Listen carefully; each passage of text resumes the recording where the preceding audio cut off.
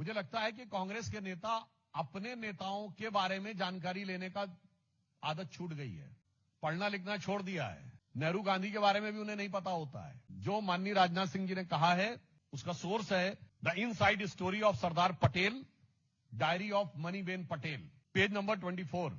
Again I am quoting the book, the inside story of Sardar Patel, the diary of Maniben Patel, और जिसमें 1936 से लेकर 1950 तक के उनके तमाम करेस्पॉन्डेंस के बारे में लिखा हुआ है। उसमें पेज नंबर 24 पे यह लिखा हुआ है, Nehru also raise the question of Babri Masjid, but Sardar made it clear that the government could not spend any money for building a mosque. He told Nehru that the question of reconstruction of Somnath temple was quite different, as the trust has been created for the purpose and about 30 lakhs rupees have been collected.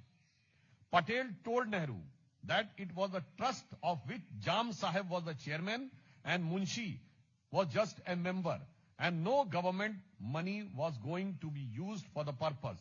This silenced Nehru. 20th September 1950।